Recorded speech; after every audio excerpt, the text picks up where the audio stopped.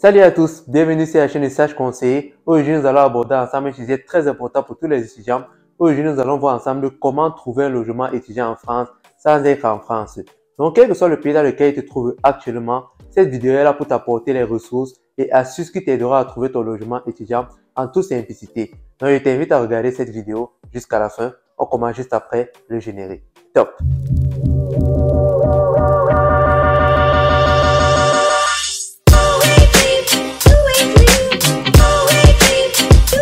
Si tu es nouveau sur cette chaîne, sache que je publie régulièrement des vidéos qui t'aideront à assurer ta procédure de voyage de façon autonome, mais aussi tout un tas de vlogs et astuces qui t'aideront à assurer ton intégration ici en France.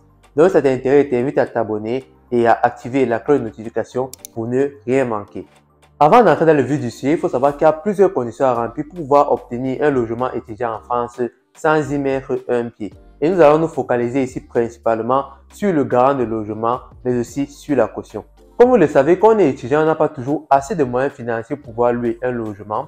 Il va nous être demandé ici de pouvoir prouver le concret que nous sommes un locataire solvable. Et ici, on a deux solutions. Soit il faut montrer que vous possédez un garant de logement solvable ici en France, ou alors que vous détenez assez de moyens financiers pour pouvoir payer le loyer pendant toute la durée du bail. Si on s'intéresse ici au garant de logement, contrairement au garant financier qui lui est en charge de payer vos études et l'ensemble de vos dépenses quotidiennes, le garant de logement, lui, est un parent, un proche ou alors une entreprise qui se porte garante de payer votre logement en cas de défaut de paiement de votre part.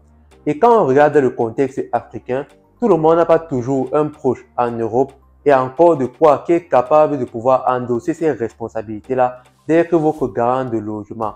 Donc voilà pourquoi je vais vous inviter beaucoup plus à regarder l'AVI et le compte de paiement. Pour ceux qui ne savent pas encore, l'AVI c'est tout simplement l'attestation de virement irrévocable. Donc vous allez ici ouvrir un compte bloqué dans lequel vous allez déposer la somme de 7 380 € et l'entreprise dans laquelle vous allez déposer votre caution va se charger de vous faire un virement chaque fin de mois de 615 € et ici il sera plus facile pour vous de montrer à votre futur bailleur que vous disposez assez de moyens financiers pour pouvoir louer son logement et payer le loyer pendant toute la durée du bail. En Afrique, l'entreprise la plus fiable et la plus réputée dans ce service, c'est Studeli. Et actuellement, ceci propose une nouvelle option qui est celle du compte de paiement. Qu'est-ce que c'est le compte de paiement? Le compte de paiement, c'est tout simplement un compte bancaire que Studeli va vous ouvrir ici en France, de telle manière que dès votre arrivée, vous allez pouvoir directement bénéficier de votre caution. Comme ça, lors de la constitution de votre dossier, il sera plus facile pour vous de montrer à vos futurs bailleurs que vous disposez assez de moyens financiers et que vous avez même déjà un compte bancaire ici en France. Comme il sera plus facile pour eux de rattacher votre logement à ce compte bancaire-là et faire les prélèvements directement dans celui-ci.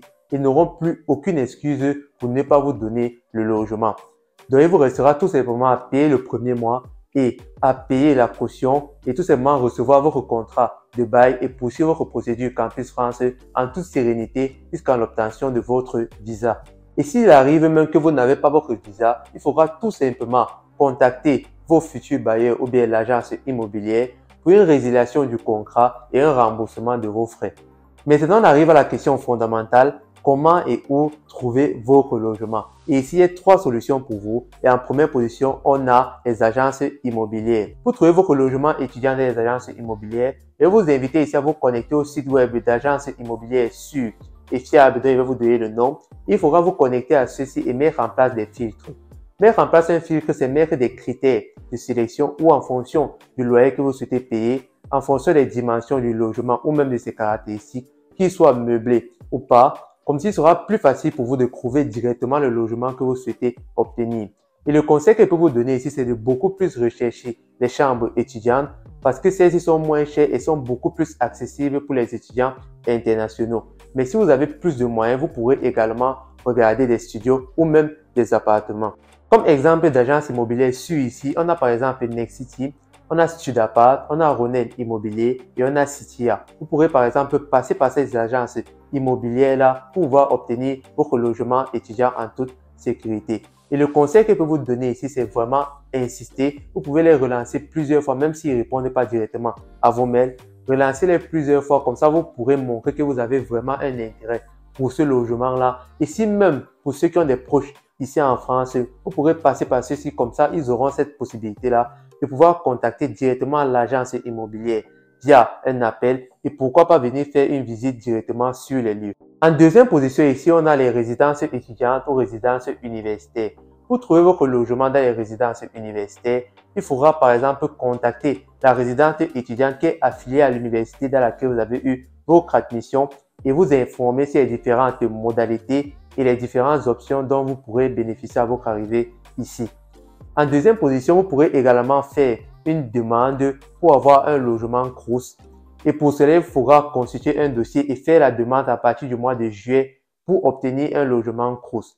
Je trouve que là, c'est un peu tard parce que si vous devez commencer votre rentrée en septembre, obtenir un logement Crous en faisant votre demande à partir du mois de juillet, en sachant qu'à partir du mois de mai, on va d'abord attribuer les logements à ceux qui sont ici en France et ce sont les restes de logements qu'on va attribuer aux étudiants internationaux qui ne sont pas résidents en France. Et donc, c'est vraiment très compliqué. Mais pour ceux qui font des rentrées décalées, comme par exemple en janvier, vous pourrez passer par faire cette demande-là via le site du Crous et obtenir un logement. Donc, tentez votre chance, vous ne perdez rien.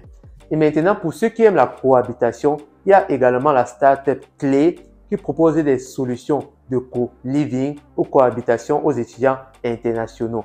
Donc, je vous invite vraiment à regarder également cette plateforme-là parce que ceci propose de bons logements, mais également plusieurs services tels que la maintenance et le nettoyage. Et ça qu'on vient d'arriver, c'est vraiment chouette. En troisième position, on a les réseaux sociaux et les groupes communautaires. Peu de gens le savent, mais les réseaux sociaux sont également un moyen puissant pour pouvoir trouver un logement étudiant, même à distance.